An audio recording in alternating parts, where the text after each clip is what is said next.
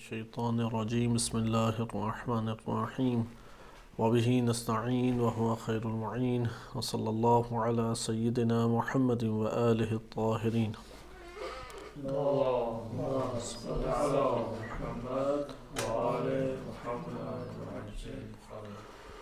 ہماری گفتگو کتاب الانسان فی عرف العرفان یا انسان در عرف عرفان اس موضوع پہ چل رہی تھی۔ آیت اللہ علامہ حسن زادہ آملی رحمۃ اللہ علیہ کی یہ کتاب ہے۔ آج ہم اس کتاب میں داخل ہوں گے اور اس کتاب میں اصل کو ہم ملاحظہ کریں گے، کیونکہ کتاب کا آغاز میں آیت اللہ حسن زادہ آملی رحمۃ اللہ علیہ نے 3 فصلیں بیان کی ہیں، جن میں پہلی فصل تعریف انسان کے حوالے سے ہے، اور ہم اس کے حوالے سے کچھ مطالب ان کے بزرگ شاگردان کی اقوال کی روشنی میں پڑھ چکے ہیں کہ جو انہوں نے شروحات کی ہیں اس کے ذیل میں آپ جان چکے ہیں کہ انسان اتنے مقدار کا انسان کہلاتا ہے کہ جتنے اس نے اپنے اندر عملی طور پہ فعلی طور پہ قوت انسانی کو حاصل کیا ہے، یعنی انسانی کرامت، انسانی صفات کو جو عملاً اپنے وجود میں جتنا حاصل کر پایا وہ اتنی مقدار کا انسان کہلائے گا۔ لہٰذا اس تعریف کے حوالے سے آغاز درس میں جو پہلا ہمارا درس تھا وہ انہی موضوعات کے اوپر مشتمل تھا، اور آپ نے اس کو تفصیلی طور پہ مطالعہ کیا یا تفصیلی طور پہ دیکھا۔ تعریف انسان میں یہ پہلو ہمارے مد نظر رہنا چاہیے کہ انسان کے اندر قوت کے اعتبار سے بہت کچھ بننے کی صلاحیت ہے، ایک جامع خلقت ہے۔ پوری کائنات میں جتنے بھی وجودات ہیں، اللہ تعالیٰ کے علاوہ جتنے بھی وجودات ہیں، ان میں جامع ترین وجود وہ انسان کا ہے، یعنی وہ کم ترین اور پست ترین وجود کے بننے کی بھی صلاحیت رکھتا ہے عملاً، اور بالا ترین وجود ملائکہ سے بھی اوپر جانے کی صلاحیت رکھتا ہے۔ اب اس نے ان صلاحیتوں میں سے کتنوں کو عملی کیا، یہ اہمیت کی حامل چیز ہے۔ جتنے ان کو وہ اپنے وجود کے اوپر عملی کرنے میں کامیاب ہوگا وہ اتنی مقدار کا انسان کہلائے گا۔ اس کو ایک اور طریقے سے بھی بیان کر سکتے ہیں کہ انسان اپنے وجود میں جتنے بھی صفات باری تعالیٰ ہیں ان کو اپنی حیثیت اور اپنی صلاحیت اور اپنی وسعت کے مطابق حاصل کرنے کی کوشش کرے۔ جتنی صفات باری تعالیٰ کو اپنے وجود میں، یعنی اللہ تعالیٰ کی تو ہر صفت اس کی ذاتی ہے، لامحدود ہے، کسی نے عطا نہیں کی، یعنی مراد یہ ہے کہ اللہ تعالیٰ اور نبی صلی اللہ علیہ وسلم و اولی الامر ائمہ اہل بیت علیہم السلام کے توسط سے وہ اطاعت کرے اللہ تعالیٰ کی، کیونکہ اللہ تعالیٰ کی اطاعت ان کے بغیر ممکن نہیں ہے، اور خداوند متعال کی جو صفات ہیں وہ اپنے وجود میں وہ اپنی توان اور وسعت کے مطابق برپا کریں، تو یہاں پہ فعلیت انسان جنم لیتی ہے۔ بہرحال تعریف انسان کے حوالے سے آپ تفصیلی طور پہ جو شارحین نے ذکر کیا ہے، آیت اللہ حسن زادہ آملی کی اس کتاب کی جو شروحات موجود ہیں اس میں انہوں نے ذکر کیا ہے، وہ آپ نے گوش فرمایا اور اس کو آپ نے توجہ سے سنا۔ دوسری فصل اس میں ہے کہ عرفان سے کیا مراد ہے۔ اس کو بھی ہم گزشتہ درس میں پڑھ چکے ہیں کہ بذات خود عرفان سے مراد کیا ہے۔ اس کو تفصیلی طور پہ اور بھی ذکر کیا جا سکتا ہے، لیکن آئندہ ہماری گفتگو میں بعض مواقع پہ یہ والی امور آتے رہیں گے۔ ایک انسان کے پاس ہے دانائی، یعنی عقل اور فکر، کیونکہ انسان جن چیزوں سے حقائق کو حاصل کرتا ہے اس میں حواس ہیں، خیال ہے، عقل ہے، اسی طریقے سے انسان شہود کے ذریعے سے جانتا ہے، ذوق کے ذریعے سے جانتا ہے۔ ذوق اور شہود کو عرفان سے تعبیر کیا جاتا ہے، یعنی ایک ہے شنیدن سننا اور ایک ہے چشیدن چکھنا، دونوں میں فرق ہے۔ لہذا ایک دفعہ انسان صرف یہ سنتا ہے کہ یہ کھانا اتنا لذیذ ہے، اتنا ذائقہ دار ہے، اور ایک دفعہ اس کھانے کو خود کھاتا ہے اور چکھتا ہے، تو دونوں میں فرق ہے۔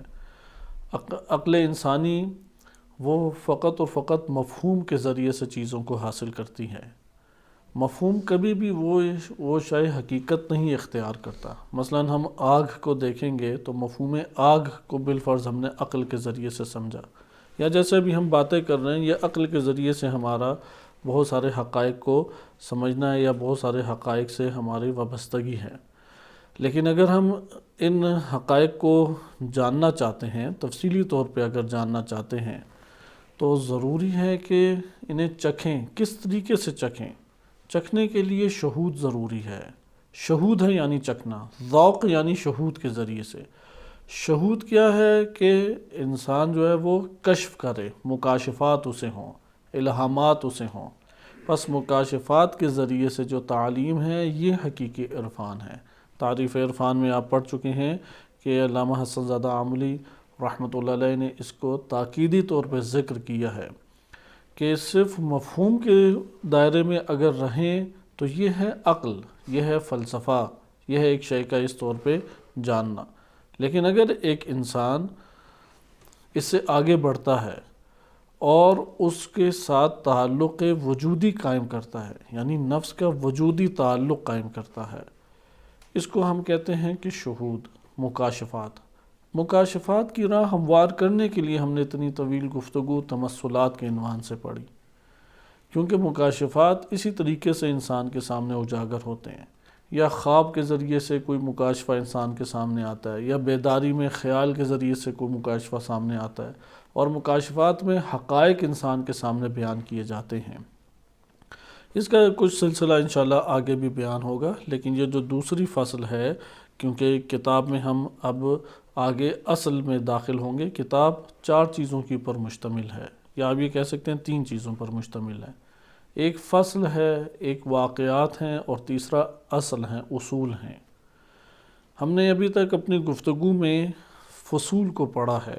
3 فصلیں تھیں۔ پہلی فصل تعریف انسان ہے، دوسری فصل اس کتاب کے اندر عرفان سے کیا مراد ہے یہ ہے، اور تیسرا ہے تمثلات و القاءات سبوحی۔ سبوحی القاءات یعنی اللہ تعالیٰ کی طرف سے انسان کے قلب اور عقل میں اور روح کے اندر اللہ تعالیٰ جو تعلیم عنایت فرماتا ہے، اور خیال اس کی پھر تصویر کشی کرتی ہے۔ اس کو ہم مکاشفات سے بھی تعبیر کرتے ہیں۔ پھر مکاشفات کی بھی قسمیں آئیں گی، کشف صوری ہے اور کشف معنوی ہے، کہ اس کو فصوص میں ابن عربی میں نے تفصیلی ذکر کیا ہے، لیکن ہم اس کو اپنی جگہ پہ اصل کے ذیل میں جو علامہ حسن زادہ عاملی نے ذکر کیا ہے اس کے ذیل میں پڑھیں گے، کیونکہ علامہ حسن زادہ عاملی رحمۃ اللہ علیہ کا جو ایک امتیاز ہے بقیہ عرفاء کی نسبت، وہ یہ ہے کہ انہوں نے عرفانی مطالب کو قرآن کریم کی آیات اور روایات اہل بیت علیہ السلام سے مربوط اور متصل کر کے بیان کیا ہے۔ لہذا بہتر ہے کہ ہم اسی طریق سے اس کو لے کے چلیں۔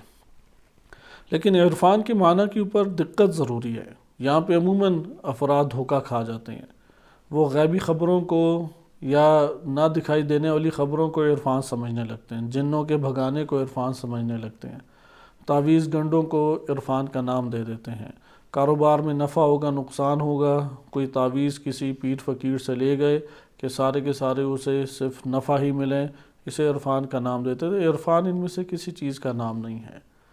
عرفان یعنی معرفت الہی، عرفان یعنی اللہ تعالیٰ کے ساتھ انسان کا تعلق، قرب، اللہ کی طرف سفر، یہ عرفان ہے۔ اس لیے ائمہ اہل بیت علیہ السلام انہوں نے کوئی اس طرح کے نفع نقصان اپنے پاس نہ نفع اکٹھے کیے، نہ اپنے سے ضرر کو ایسے طریقوں سے دور کیا جو آج کل ہمارے معاشرے میں رائج ہے۔ وَإِلَّا کربلا کا منظر نہ دیکھتے، وَإِلَّا جناب سیدہ سلام اللہ علیہ کی مظلومیت ہم نہ سنتے۔ وہ جو انہوں نے 3 دن غربت میں فاقے کیے اور روزے رکھے اور اپنا افطار کے وقت سامان غذا جو ہے وہ فقراء کو دے دیا، یہ واقعات ہمارے سامنے نہ آتے۔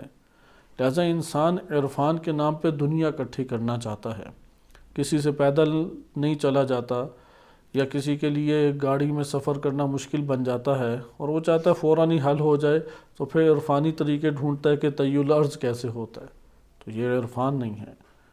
کوئی چاہتا ہے کہ وہ ہاتھ لگائے تو مٹی سونا بن جائے، تو عرفان کے پیچھے بھاگنے لگ جاتا ہے۔ کوئی چاہتا ہے کہ کسی ڈاکٹر سے جو علاج نہیں ہو رہا، چلو اب میں عرفان کے ذریعے سے اپنا علاج۔ عرفان ان چیزوں کا نام نہیں ہے، اس کے لیے اللہ نے ایک نظام خلق کیا ہوا ہے، اسی نظام کے تحت انسان آگے بڑھے گا۔ لہذا حقیقی عرفان یہ بھی نہیں ہے کہ ہمیں عرفانی باتیں سننے لگ جائیں، عرفاء کے پاس جائیں، ان کی نصیحتیں لے لیں، اخلاقی دستورات حاصل کر لیں، قرآن کریم کی تفسیر پڑھنا شروع کر دیں، حدیث مبارک کی شرح سننا شروع کر دیں۔ یہ ساری کی ساری معلومات ہیں، علم ہے، کسب تعلیم ہے، لیکن عرفان نہیں ہے۔ عرفان کب بنے گا؟ کہ جب انسان کے لیے مکاشفات کے ذریعے سے تعلیم حاصل ہو، انسان کے اندر محبت الہی ایسی جنم لے جائے کہ انسان تمام کی تمام دیگر محبتوں سے تعلق توڑ دے اور اللہ ہی کی محبت میں آگے بڑھے، اس کے شب و روز اللہ کے عشق اور محبت میں گزریں۔ یہ حقیقی عرفان ہے۔ بالفاظ دیگر کہ جس طرح سے ذکر کیا ہے اساتذہ نے، حلوہ حلوہ کہنے سے حلوہ تھوڑی انسان کھا لیتا ہے۔ مثلا کسی کو آپ بار بار حلوہ حلوہ کہیں تو اسے مٹھاس حلوے کی آ جائے گی، جب تک وہ حلوے کو چکھے گا نہیں اور کھائے گا نہیں، اسے مٹھاس بھی حلوے کی نصیب نہیں ہوگی۔ لہذا یہ ہمارے پاس اصل عرفان کا باعث بنتا ہے کہ اگر آپ اللہ اللہ کہتے رہیں، ساری عمر اللہ اللہ کہتے رہیں، تو اللہ سے تعلق جڑ جائے گا۔ تعلق تب جڑے گا کہ انسان وجودی طور پہ تعلق جوڑنے کے لیے قدم بڑھائے۔ اچھا، قدم کیسے بڑھائیں؟ سوال تو یہ پیدا ہوگا، لیکن میں اس سے پہلے اسی تعریف کے ذیل میں، چونکہ یہ مطلب ہمارے لیے اہمیت کا حامل ہے، وہ نکات ذکر کر دوں کہ جو علامہ حسن زادہ عملی رحمۃ اللہ علیہ کے شاگردان نے اسی کتاب کی شرح کے ذیل میں، اسی باب کے ذیل میں ذکر کیا ہے۔ انہوں نے کافی تفصیل سے ذکر کیا ہے اور اشعار فارسی کے انہوں نے انتہائی خوبصورت اشعار بیان کیے ہیں۔ میں آپ کی خدمت میں آج کے دن تھوڑا خلاصے کے ساتھ اس کو ذکر کر دیتا ہوں۔ ذکر کرتے ہیں کہ ایک ہمارے پاس ہے شہود دارائی، دارائی یعنی ہونا، اور ایک ہے دانائی، دانائی یعنی انسان کا سمجھنا۔ ایک شے کو اندر پا لیتا ہے اور ایک دفعہ ایک شے کو انسان فقط سمجھتا ہے۔ ان دونوں میں سے عرفان کیا ہے؟ دارائی عرفان ہے یا دانائی؟ آپ کی خدمت میں ایک سوال ابھارتا ہوں، یعنی پال لینا عرفان ہے یا سمجھ لینا عرفان ہے؟ ایک شے کا پال لینا عرفان ہے، یعنی اس کے پاس اس شہود کا ہونا وہ عرفان ہے۔ یعنی انسان کے، حتیٰ کہ اگر انسان عقلی طور پہ بھی دیکھے، ایک عقلی ذائقہ بھی ہے۔ ہم یہ نہیں کہتے کہ عقلی ذائقہ ہی نہیں ہے، صرف عرفانی ذائقہ ہی ہے۔ جب ہم ذوق کہتے ہیں تو ہمارا ذوق عرفانی کیسے حاصل ہوتا ہے؟ پہلے بھی میں نے تکرار کی، مکاشفات، القاءات سبوحی کے ذریعے سے۔ اگر کسی کو کوئی مکاشفات الہیہ نہیں ہوتے، الہام الہی نہیں ہوتا، یا القاءات سبوحی نہیں ہوتے، تو اس کا یہ مطلب ہے کہ اس نے عرفان فلسفی پڑھا ہے، کوئی عرفان حقیقی ذوقی نہیں پڑھا۔ اس کے پاس فلسفیانہ بس معلومات ہیں، ذوقیانہ معلومات نہیں، اور یہی وجہ ہے کہ اس کے پھر وجود سے ظاہر بھی نہیں ہوتی یہ چیزیں۔ معلومات کے اعتبار سے بڑا ذخیرہ ہے، بہت کچھ بیان کر دیتا ہے، لیکن جب عمل کے میدان میں آتا ہے تو رغبت وہی دنیاوی چیزوں کی طرف ہے، معاشرے کا مقابلہ نہیں کیا جاتا، گھر کے اندر وہی آج سے 15-20 سال پہلے جو اس کی حالت تھی اب بھی وہی اسی طریقے سے اس کی حالت ہے۔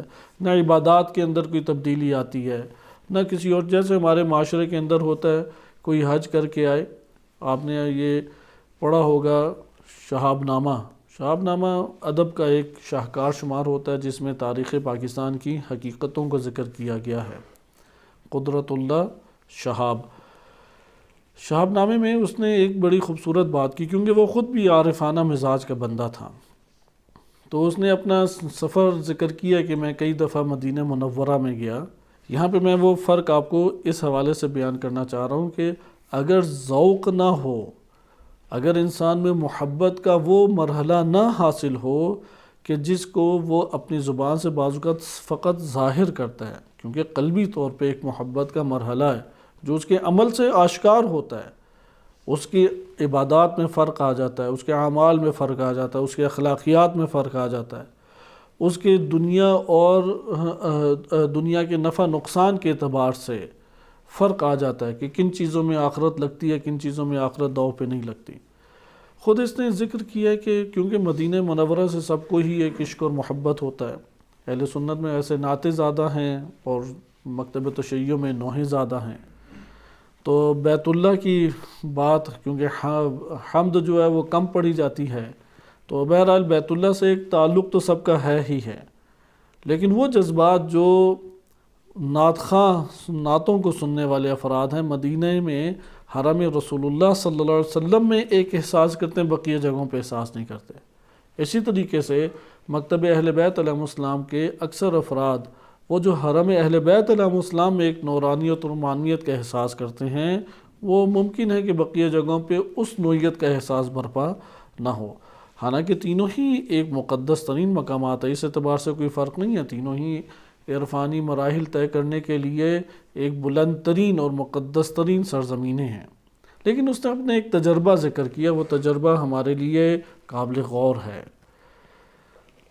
اس نے بیان کیا کہ میں 2-3 دفعہ مدینہ کی زیارت کا شرف مجھے حاصل ہوا۔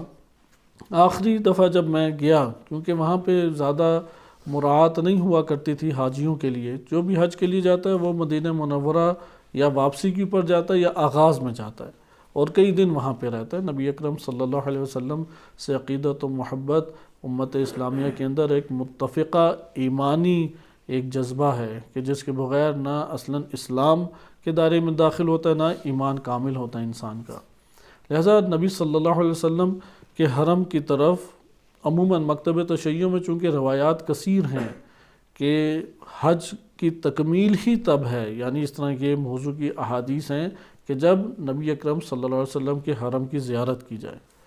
اچھا، تب حاجیوں کے لیے زیادہ اہتمام نہیں ہوا کرتا تھا، خصوصاً بیت الخلاء کا بڑا مسئلہ، واش رومز کا بڑا مسئلہ پیش آتا تھا، تو یہ تھوڑا بیمار بھی ہو گیا، مریض بھی ہو گیا، تو اس نے اپنا خود ذکر کیا کہ مدینہ میں پھر میرا دل بڑا لگا، قلبی جو ایک رجحان ہے حرم اور رسول اللہ صلی اللہ علیہ وسلم کی طرف، تو اب دن بھی کم رہتے جا رہے تھے اور اندر امنگ بھی بڑھتی جا رہی تھی، اور اسی اثناء میں بعض ناگوار واقعات ہوئے کہ وہاں پہ چونکہ حاجیوں کے لیے انہوں نے عارضی طور پہ باتھ روم بنائے ہوتے تھے، تو جب وہ اس کے باتھ روم کے کنویں بھر جاتے تو سارا جو فضلہ ہے وہ باہر آ جاتا تھا اور پانی کھڑا ہوتا تھا، اینٹیں وغیرہ رکھ کے وہ پھر تھوڑا آگے تک جاتے تھے۔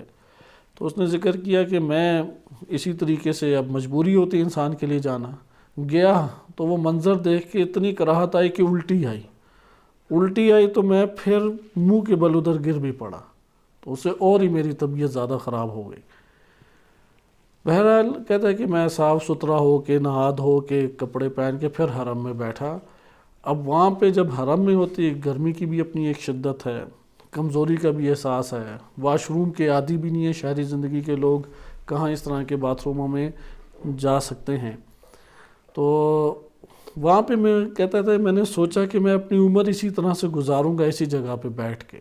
اب کیونکہ نعتوں کے مضامین ہی ایسے ہیں تو اس کے اندر ایک جوش بھی پایا جاتا تھا، تو اس کی پریشان کن صورتحال دیکھ کے ایک وہاں پہ جو خادم تھا پاکستانی، اب یہ میں ایک مفہومی صورت میں ذکر کر رہا ہوں، آپ دقیق طور پہ خود ادھر سے پڑھ سکتے ہیں، لیکن یہ کیفیات عمومی طور پہ بندوں میں پائی جاتی ہیں، یعنی جذباتی ایک احساس۔ یہاں پہ عرفان کس مرحلے میں ہے یہ بیان کرنا اصل میں مقصود ہے، یہ مراحل ہیں نفس کے، اس میں کوئی عیب کوئی شک و شبہ نہیں ہے، یا اس میں جو ثواب اللہ تعالیٰ نے رکھا ہے وہ بہت بلند مقام اللہ نے رکھا ہے، اس میں بھی شک و شبہ نہیں ہے، لیکن عرفان کی تعریف جانتے ہوئے عرفان کو تشخیص دیں کہاں ہے۔ تو خادم نے اس سے آ کے کہا کہ آپ جیسے جذبات رکھتے ہیں ایسے بہت سارے پاکستانی آئے ہیں، تو میں آپ کو ایک مشورہ دوں گا کہ قبل اس کے کہ آپ کے یہ جذبات ٹھنڈے ہوں آپ اپنے قافلے کے ساتھ واپس چلے جائیے گا، وإلا آپ کے لیے اور بہت زیادہ مشکلات پیدا ہو جائیں گی، کیونکہ جو لوگ ادھر رہے ہیں تو 2-3 ہفتے کے بعد ان کے جذبات ٹھنڈے ہو گئے، اور اب جب جذبات ٹھنڈے ہوئے ہیں تو یہی حرم انہیں کاٹنے لگ جاتا ہے، یہی حرم انہیں مشکلات کی صورت نظر آنے لگ جاتا ہے۔ لہٰذا یہاں پہ ہمیں پتہ لگتا ہے اگر محبت کا وہ شعلہ جلا ہو اور انسان کے اندر محبت کے جذبات ابھر جائیں اور وہ ایک آگ پکڑ لے عشق کی، پھر یہ کیفیت ختم نہیں ہوتی۔ لیکن اگر عارضی طور پہ ابھی جلی ہے تو پھر وہ جلدی بجھ جاتی ہے۔ بہرحال ہر انسان کے چونکہ مراحل ہیں اور ان مراحل کے ساتھ انسان سفر طے کرتا ہے، اس سے ہمیں یہ پتہ لگا کہ جو میری وہ کیفیات تھی وہ عرفان حقیقی نہیں تھا۔ وہ ٹھیک تھا کہ اس مرحلے میں معنویت کا احساس ہوا، دنیا سے منقطع ہوا، اجر و ثواب میں نے کثیر حاصل کیا، محبت اور مودت کا جو حق میری گردن پر ہے اس کو بھی میں نے ایک نوع اپنی وسعت اور استطاعت کے مطابق اتارا، لیکن مجھے ابھی سفر کرنے کی ضرورت ہے۔ ادھر مطمئن ہو کے نہ بیٹھ جائے کہ چند آنسو نکل آئے ہیں، ٹھنڈے میں یا گرمی میں نے کئی گھنٹے بیٹھ کے مثلا زیارت کر لیا یا عبادت کر لی یا نمازیں پڑھ لی ہیں، تو یہاں پہ اپنے دل کو مطمئن نہ کرے، کیونکہ اگر عاشق ہوگا تو مزید آگ بھڑک اٹھے گی لقاء کے لیے، ملاقات کے لیے، اور یہ جو ملاقات ہے یہ موت سے پہلے انسان کو مہیا نہیں ہوتی۔ اسی لیے قرآن کریم نے جو اپنے آپ کو اولیاء کہتے تھے، یہودی عموماً کہتے تھے کہ ہم خاص طور پہ اللہ کے خاص بندے ہیں، ولی ہیں، تو ان کے لیے معیار رکھ دیا کہ فَتَمَنَّوُا الْمَوْتَ إِن كُنتُمْ صَادِقِينَ، اگر سچے ہو تو موت کی تمنا کرو، وَلَا يَتَمَنَّوْنَهُ أَبَدًا بِمَا قَدَّمَتْ أَيْدِيهِمْ، کہ جو انہوں نے اپنے ہاتھوں سے کمایا اس کی بنیاد پہ کبھی بھی وہ موت کی تمنا نہیں کریں گے۔ تو یہ آپ کو واقعہ بیان کرنے کا مقصد یہ تھا کہ عرفان حقیقی ذوق کو جنم دے، محبت الہی کو جنم دے، اپنے اندر اس حرکت کو جسے حرکت حبی عرفا کہتے ہیں وہ وجود میں اندر لائیں۔ لہٰذا اندرونی سفر ہے عرفان۔ اگر خلاصہ کلام ہم کریں، عرفان اندرونی سفر ہے، ظاہری طور پہ جگہیں پھرنے یا کاٹنے کا یا ظاہری طور پہ فقط مسجد کے اندر عبادات کا نام عرفان نہیں ہے، نہ ہی عرفان جو ہے وہ غیبی خبریں دینے کا نام ہے، نہ ہی عرفان جو ہے وہ کوئی ایسا ورد پڑھ کے اپنے سے نقصانات کو اور مضرات کو دور کرنے کا نام ہے۔ عرفان کس چیز کا نام ہے؟ اندرونی ایک سفر کا نام ہے اللہ کی طرف، لیکن وہ سفر کس دوش پہ ہو؟ وہ سواری کیا ہے جس سواری کی دوش کے اوپر وہ سفر ہونا ہے؟ اس کا نام ہے محبت، حب۔ اگر حب اللہ نہیں ہے، محبت الہی نہیں ہے، عشق الہی نہیں پایا جاتا، چونکہ عاشق کی عادات ہمیشہ جدا ہوتی ہیں دیگر افراد سے، لہذا مراحل ہیں یہ انسانی نفس کے کہ انشاءاللہ تعالی آج ہم اس حوالے سے وہ تھوڑی بہت اس کے معلومات پڑھیں گے۔ لیکن یہاں پہ آپ نے ملاحظہ کیا کہ ایک ہے شہود دارائی، ایک ہے ذائقہ دانائی۔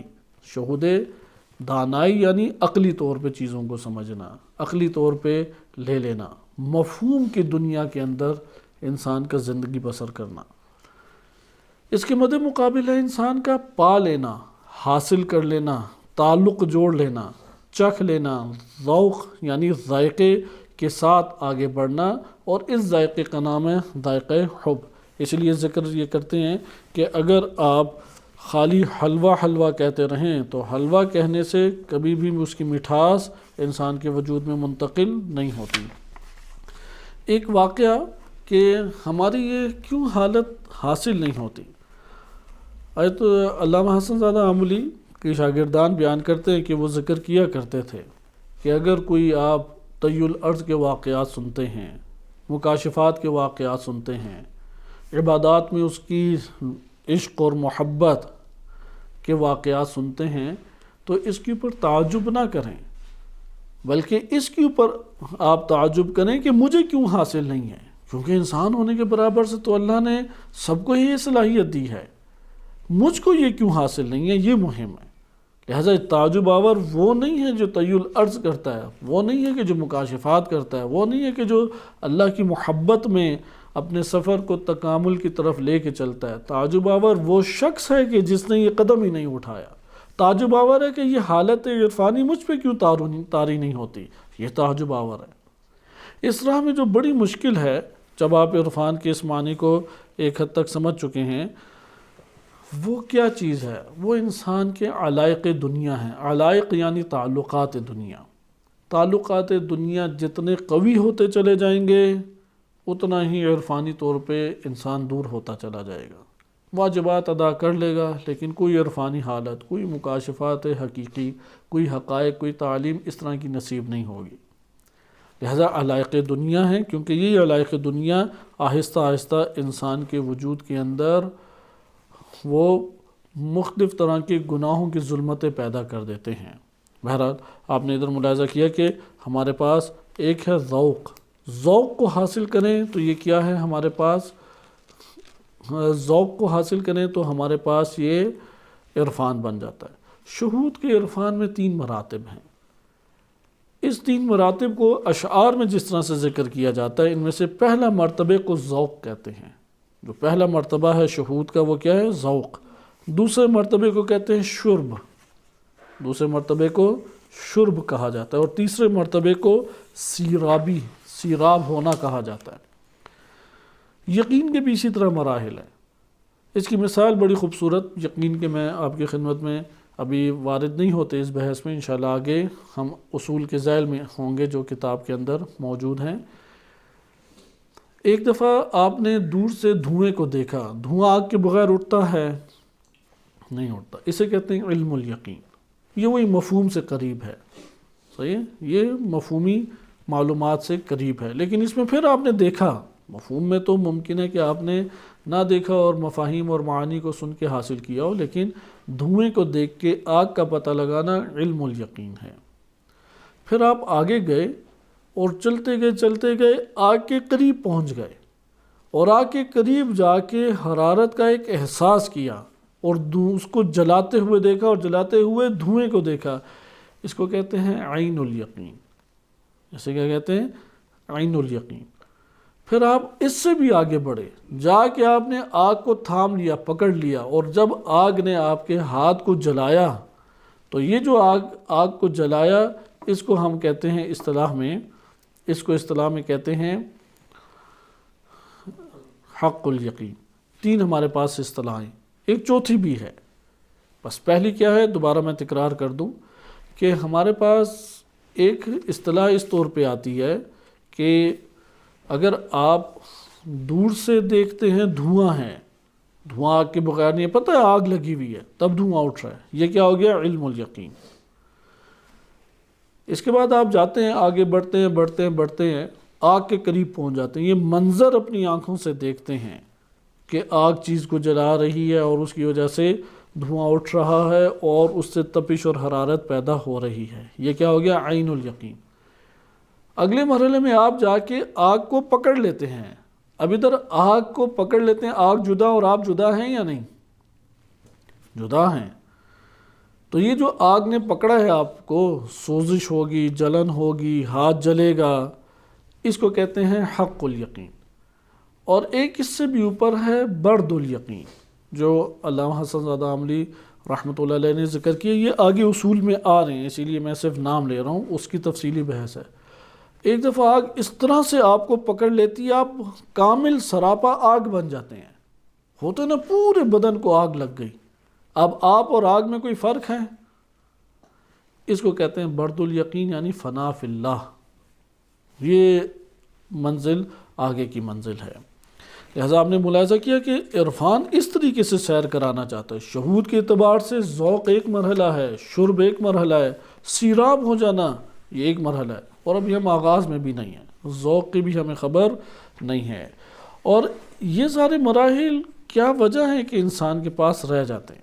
بس ذوق کی، آپ نے ذوق عرفانی سے مراد کہ انسان شہود کے ذریعے سے اسے جانے۔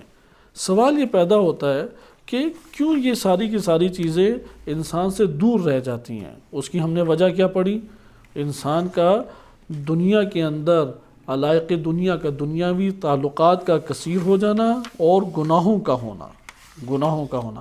قلب کا انسان کا جس شے سے تعلق ہوگا وہی شے انسان کے لیے در حقیقت وابستگی کا باعث بن جاتی ہے۔ حقائق ہمیں کیوں نظر نہیں آتے؟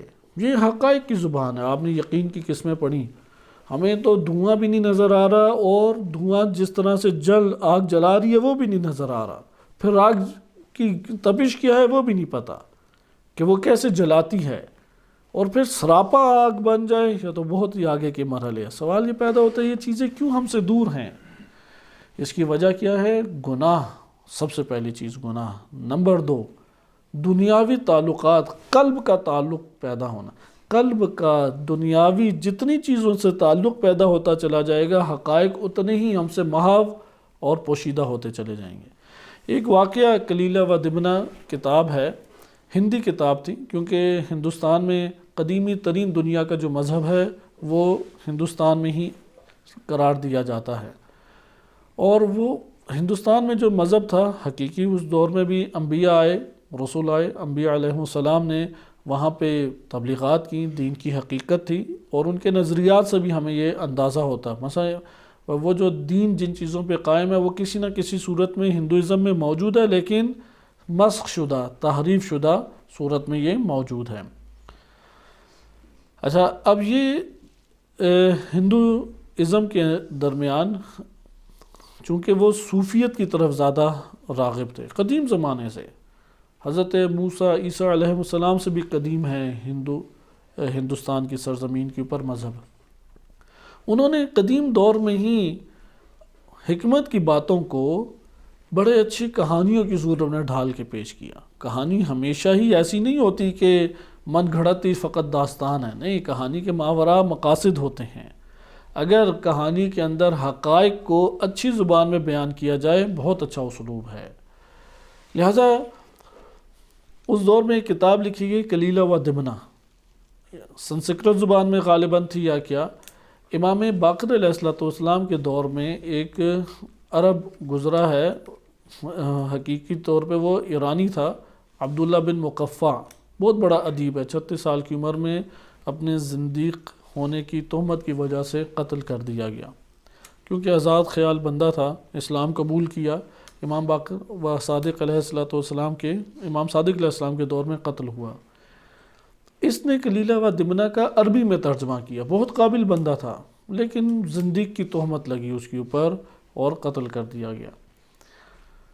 یہ کلیلہ و دمنہ جو عربی میں ہے وہ ہم تک پہنچی ہے، اور اس کے اوپر حاشیہ علامہ حسن زادہ عملی رحمۃ اللہ علیہ نے بھی لگایا ہے۔ اس میں ایک بڑے خوبصورت واقعہ ذکر ہوا ہے، وہ واقعہ میں تیزی سے آپ کے سامنے بیان کرتا ہوں، جس سے آپ کے سامنے معلوم ہوگا کہ عرفان در حقیقت اندرونی سیر کا نام ہے، اندرونی سفر کا نام ہے، اس کا جسم سے تعلق نہیں ہے، یعنی جسم، فقط جسم سے تعلق نہیں ہے۔ حقیقت عرفان روحی، باطنی، اندرونی، قلبی ایک سفر کا نام ہے۔ اور یہ سفر کیوں طے نہیں ہوتا؟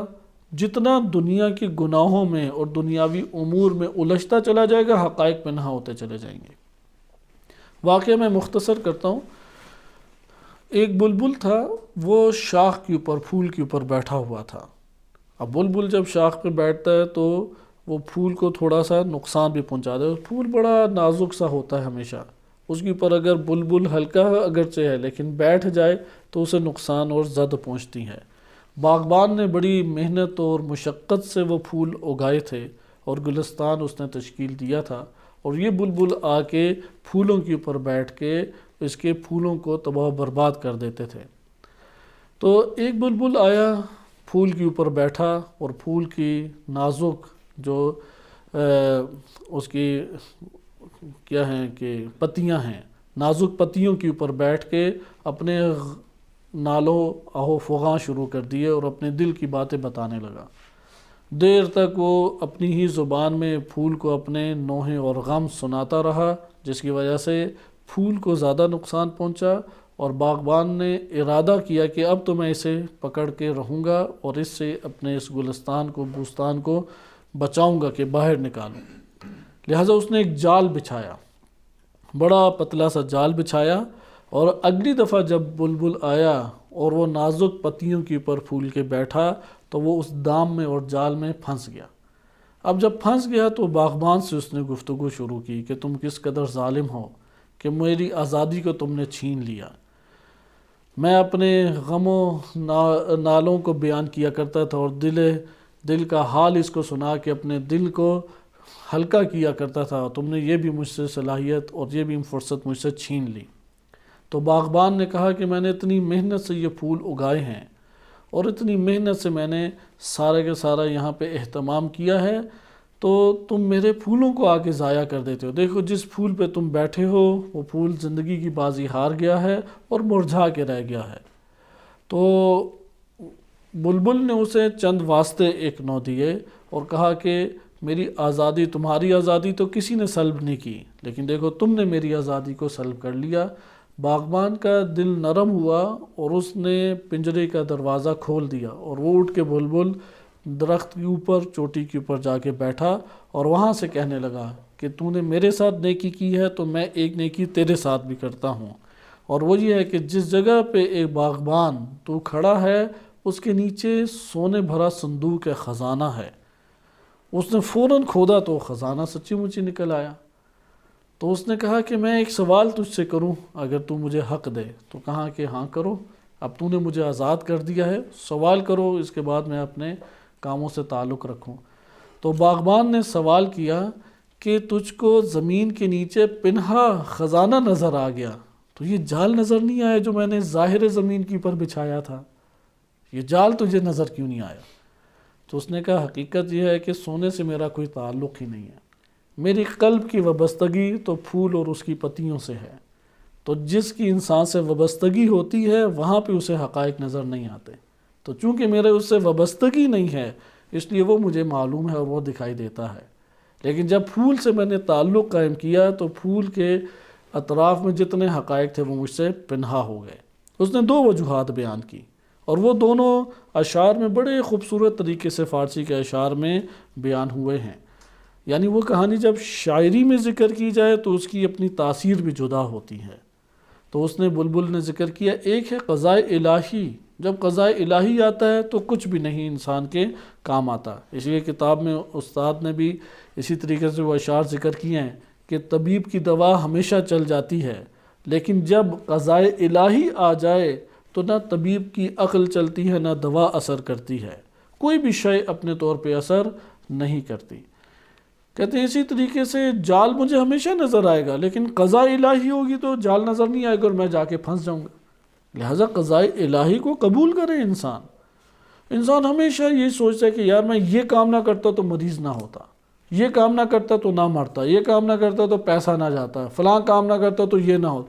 نہیں، قضاء الہی ہے تو طبیب کی نہ دوا کا اثر ہوگا نہ طبیب کی عقل کام کرے گی، الٹے نسخے لکھ کے دے دے گا. اگر صحیح نسخے لکھیں اور صحیح اور اعلیٰ اور خالص دوائیاں لے آئے ہیں تب بھی وہ نہیں چلے گی. لہذا قضاء الہی ایک بہت بڑا باب ہے، خود عرفان کے اندر بڑا باب ہے.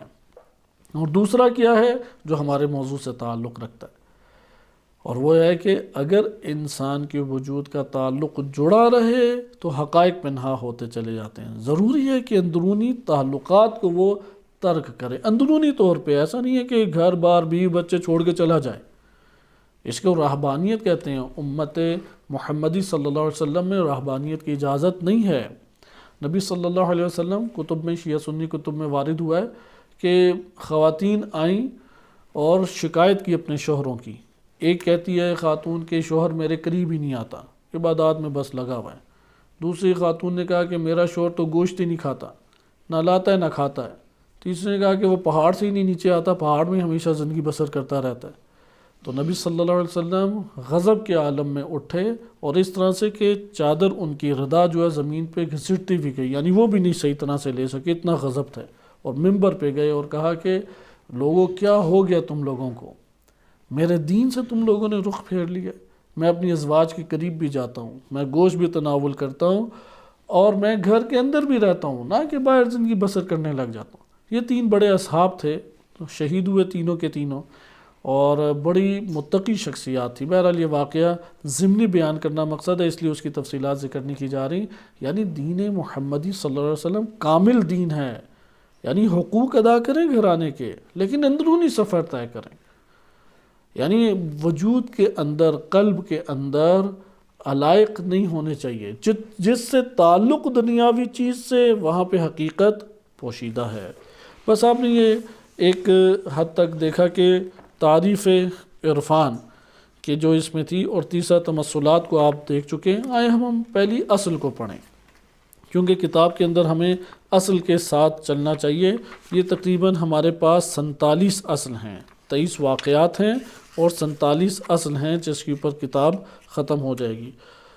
اگرچہ یہ جو 3 فصلیں ہیں اس کے اندر بہت سارے مواقع اور ہیں، موارد ایسے ہیں، پہلو ایسے ہیں کہ جس کی تفصیلات آپ کے خدمت میں بیان کی جائے، لیکن ابھی عرفان حقیقی کو سمجھے۔ عرفان حقیقی ہر کوئی حاصل کر سکتا ہے۔ گھر میں خاتون ہے، کھانا بنا رہی ہے، برتن دھو رہی ہے، خدمت انجام دے رہی ہے، اپنی توجہ کو فقط اگر اللہ کی طرف رکھے، گفتگو کرے اللہ سے، ذکر کرے، محبت اور عشق کی آگ کو بھڑکانے کی کوشش کرے، وہ اس کے عادی کام عادی زندگی میں چلتے رہیں گے، لیکن ایک عارفانہ مرحلہ طے کرے گی۔ مرد بھی اسی طریقے سے ہے، وہ جتنی بھی مزدوری کرتا ہے، کام کرتا ہے، امور انجام دیتا ہے، ذکر الہی کرے، اپنے وجود کے اندر محبت الہی کو پیدا کرے، عرفان کی زندگی اس کی شروع ہوگی۔ برنامہ اپنا بنائے، یعنی ایک عبادات کا شیڈیول بنائے۔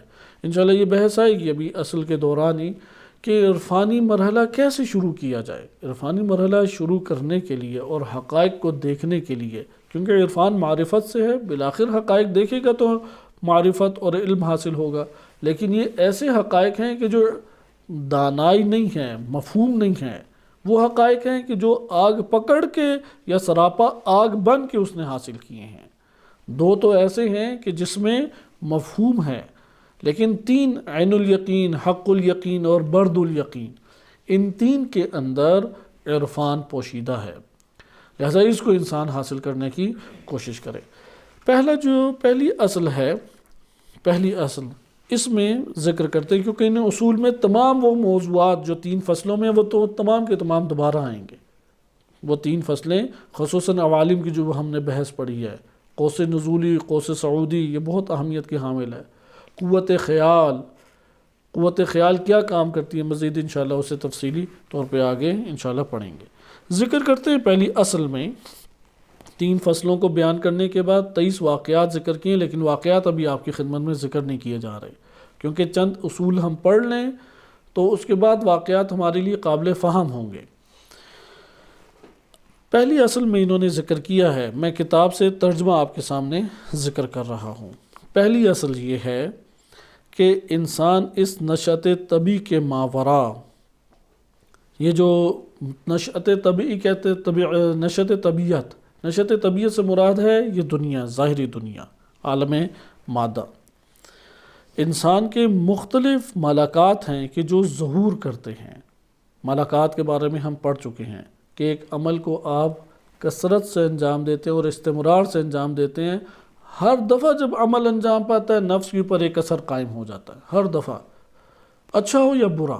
حتیٰ کہ خیالات کی دنیا میں انسان اپنے طور پہ جو خیالات ہیں اس کے بھی اثرات پڑتے ہیں، جیسا کہ میں نے آپ کی خدمت میں روایت معصوم سے بیان کیا تھا کہ امام صادق علیہ السلام فرماتے ہیں کہ حضرت عیسیٰ علیہ السلام نے اپنے حواریوں کو جمع کیا اور کہا کہ موسیٰ یہ کہا کرتے تھے کہ زنا نہ کرو، میں تمہیں یہ نہیں کہتا کہ زنا نہ کرو، میں یہ کہتا ہوں کہ تصور زنا بھی نہ کرو، زنا کا تصور بھی نہ کرو۔ پھر وجہ بتائی کہ اس کا اثر ہے، اگرچہ عمل سے ظاہر نہیں ہوا، اثر روح کے اوپر قائم ہوتا ہے۔ اور وہ اثر کیا ہے؟ فرمایا امام حضرت عیسیٰ علیہ السلام نے کہ اس کی مثال ایسی ہی ہے جیسے ایک باہر سے بڑا خوبصورت گھر دکھائی دے، آپ اندر داخل ہوں تو پورا کا پورا آگ نے اسے سیاہ اور راکھ بنا کے رکھ دیا ہے، اندر سے سارا کا سارا سیاہ، باہر سے خوبصورت دکھائی دے رہا ہے۔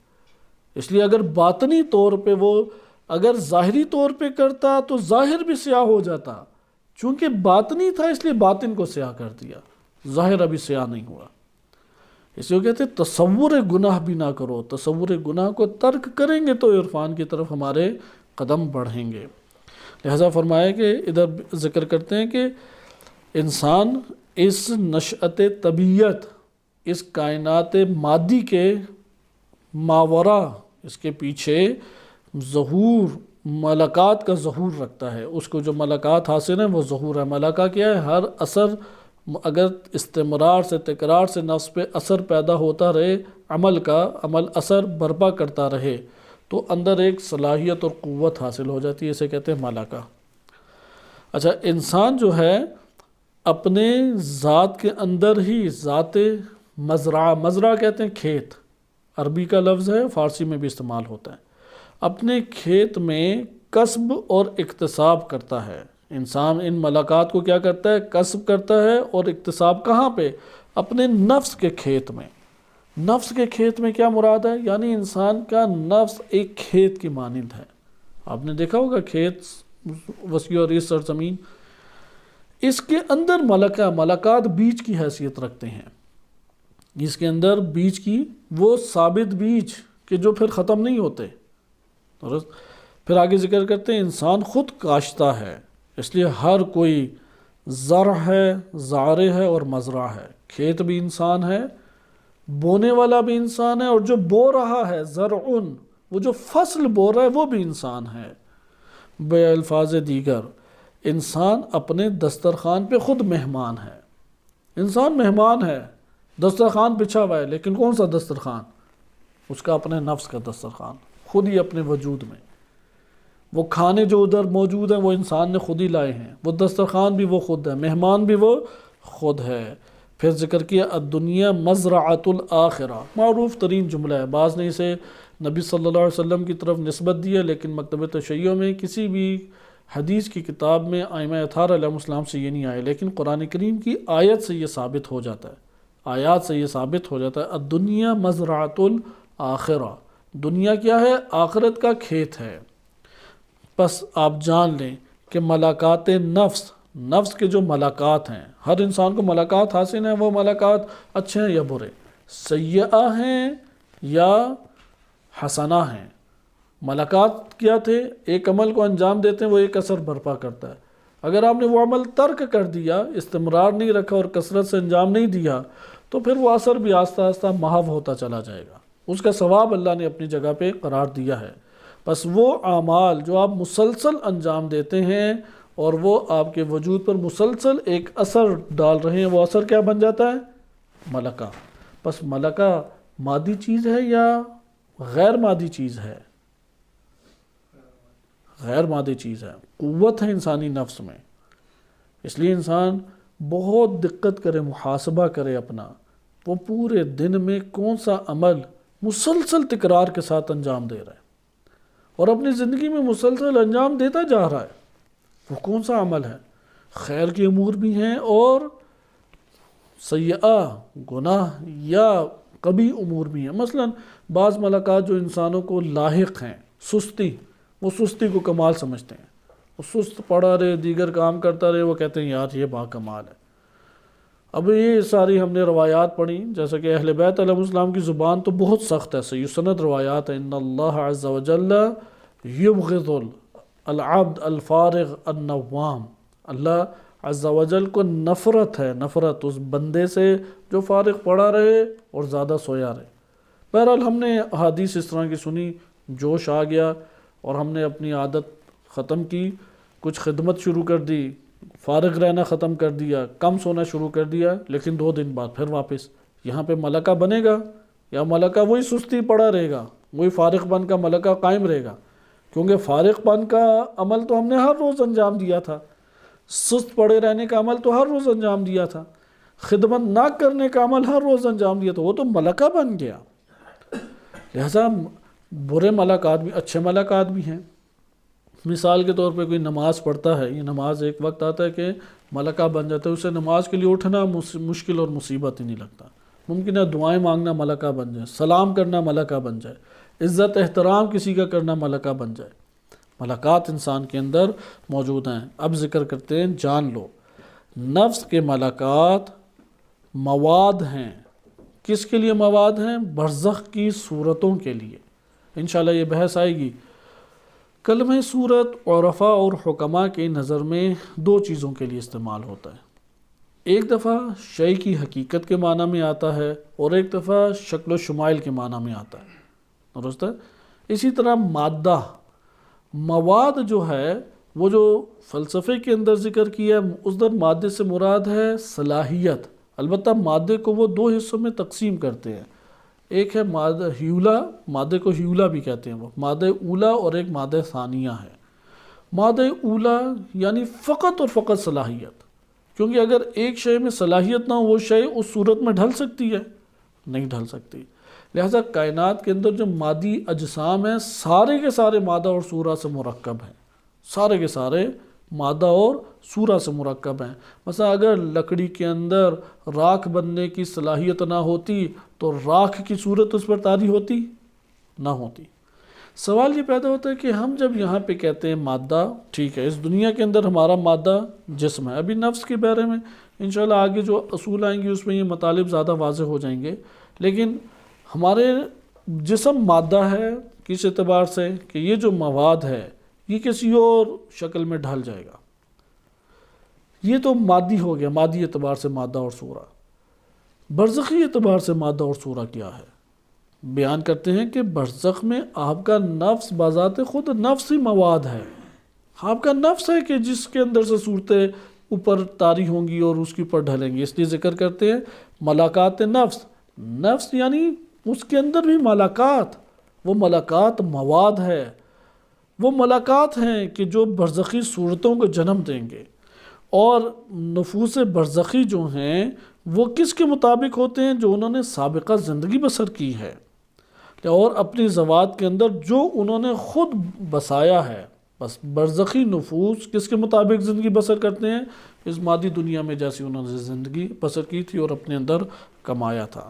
لہٰذا انہوں نے پھر شیخ سعدی کا جملہ ادھر بیان کیا اور پھر آگے ذکر کرتے ہیں، کیونکہ اس پہلی اصل کو انہوں نے تھوڑا طولانی طور پہ ذکر کیا ہے۔ آگے کہتے ہیں کہ اے میرے عزیز، تمام ادراکات اور تمثلات تمہارے ہی وجود کے جدول میں ہیں، تمہارے ہی وجود کے اندر ہیں تمام کے تمام ادراکات اور تمثلات، اور تمام کے تمام اندرونی ہیں۔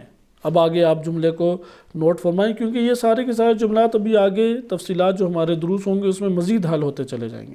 پھر ذکر کرتے ہیں کہ اگر کوئی ارواح کو حاضر کرتا ہے، روحوں کو کوئی حاضر کرے، تو اس کا معنی یہ تو نہیں ہے کہ اس کے وجود سے باہر گھر کے اندر کسی جگہ روح آ گئی ہے، ادھر کہیں پہ بھی روح نہیں آتی۔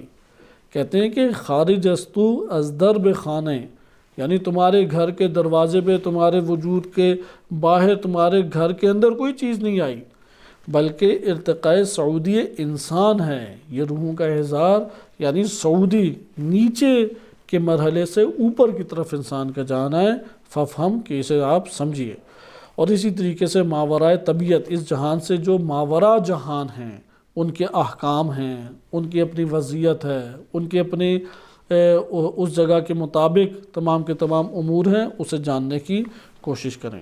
اور تمثلات کے حوالے سے پھر ذکر کیا کہ ہماری کتاب نصوص الحکم موجود ہے، اس میں آپ تفصیلی طور پہ فصل نمبر 52 ہے غالباً، اس کو آپ تفصیل سے 57 نمبر فصل میں دیکھیں۔ وہ جو فصل میں موجود تھا وہ آپ کی خدمت میں گزشتہ دروس میں ذکر کر دیا۔ اصل دوم پہ آئیں۔ اصل دوم میں ذکر کرتے ہیں 2 لائنوں کی یہ اصل ہے۔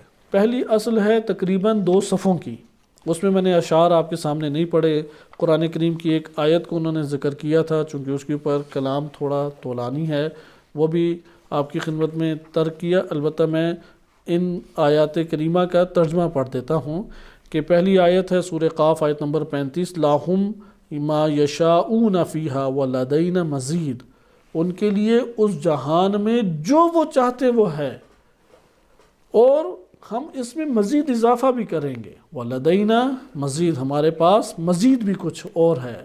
ایک تو وہ ہے کہ جو یہ لے کے آئے ہیں، وَلَدَيْنَا مزید، ہمارے پاس مزید بھی ہے، یعنی ایک جہنم ہے یا ایک بہشت ہے جو آپ ساتھ لے کے آئے ہیں، اور ایک اللہ کے پاس اجر بھی محفوظ ہے اور ایک عذاب بھی موجود ہے۔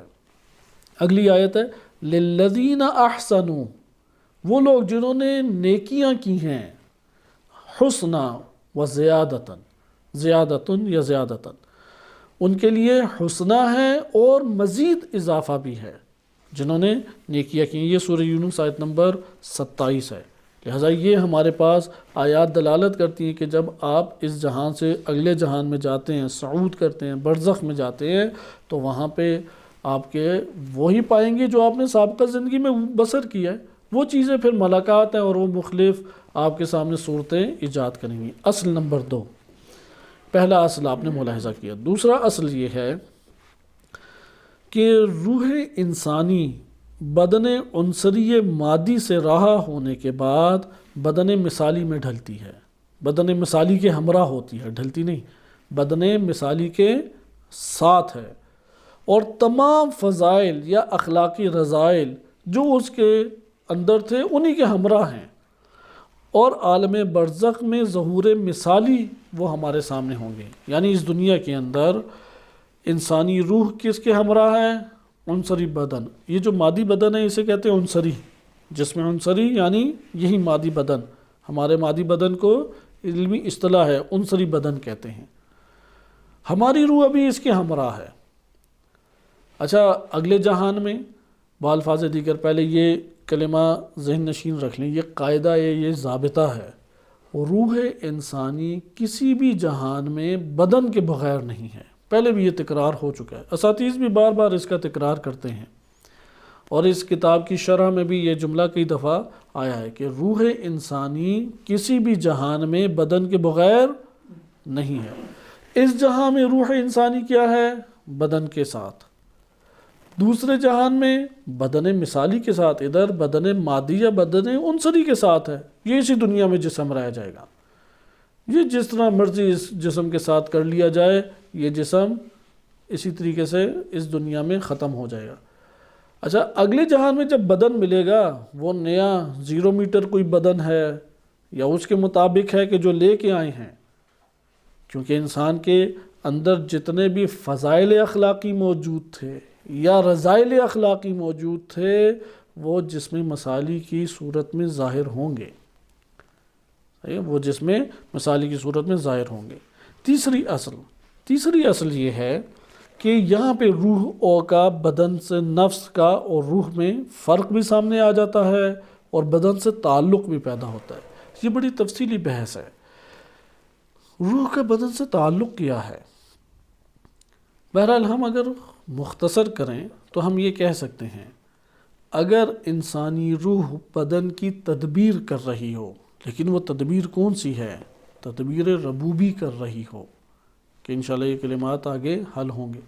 اگر روح انسانی بدن کی تدبیر کر رہی ہو تو اس کا نام پڑ جاتا ہے نفس۔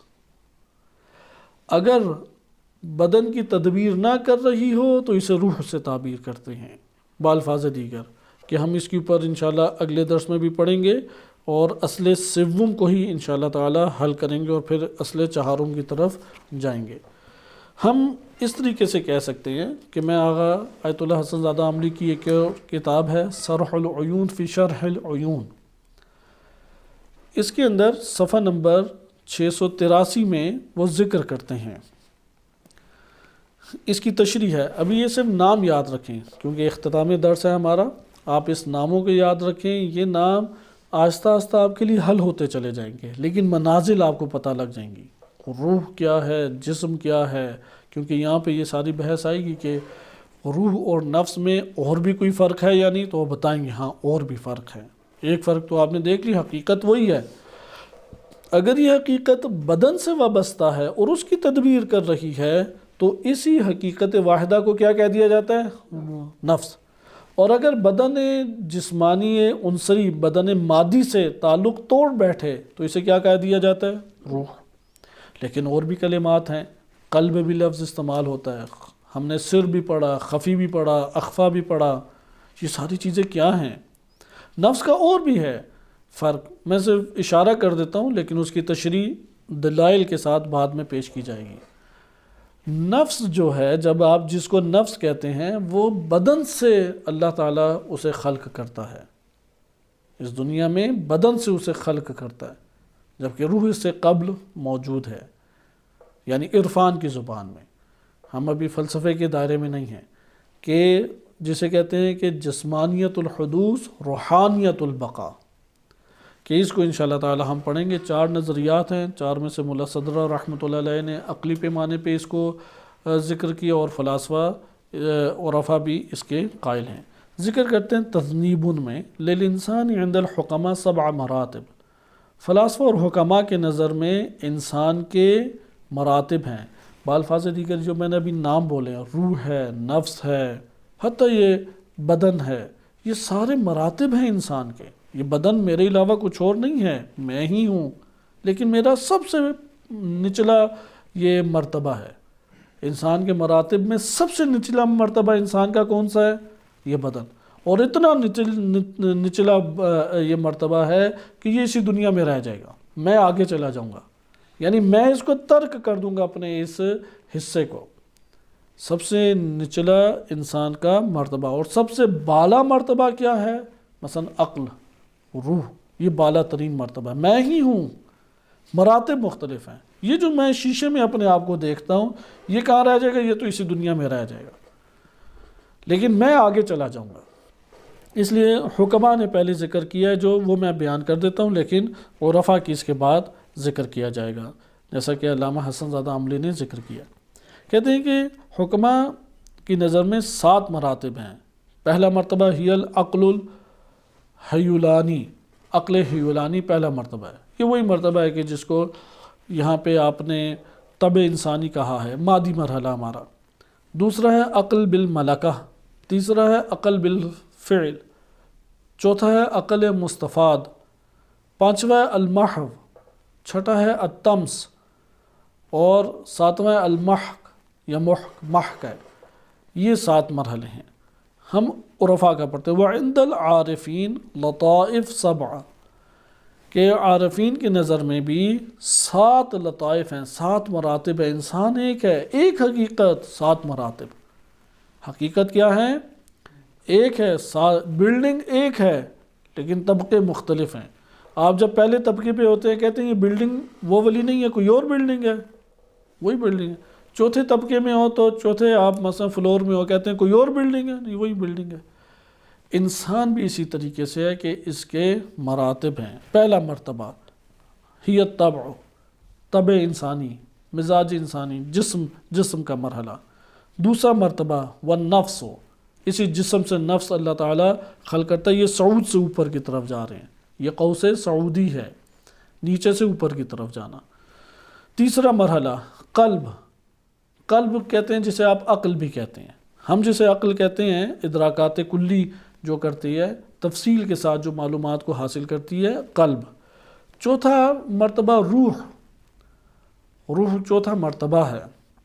روح کے اوپر بڑی خوبصورت مباحث عرفان میں موجود ہے، انشاءاللہ آگے آ رہی ہے۔